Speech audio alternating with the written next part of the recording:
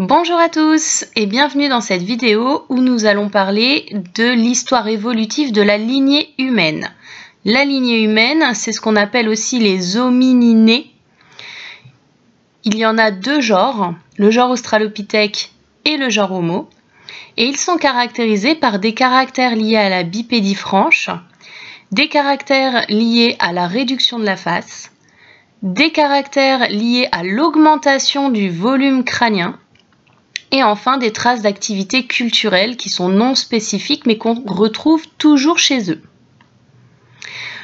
Au niveau des caractères liés à la bipédie franche, on peut retrouver par exemple une colonne vertébrale à 4 courbures, un trou occipital centré, des membres supérieurs plus courts que les membres inférieurs, un bassin court et large, des fémurs qui sont convergents vers les genoux, des orteils qui sont non opposables, etc.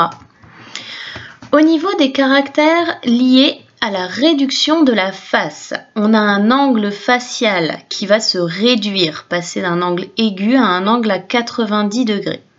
On a une mandibule qui va devenir parabolique en V. Et enfin, on va avoir une réduction des bourrelets susorbitaux jusqu'à une absence chez certaines espèces d'homininés. Au niveau des traces d'activité culturelle qui sont non spécifiques aux homininés mais toujours présents, on peut noter par exemple la production et l'utilisation d'outils complexes tels que les bifaces, les sépultures qui apparaissent avec Homo neanderthalensis, la domination du feu avec Homo erectus ou encore l'art qui est particulièrement développé chez Homo sapiens.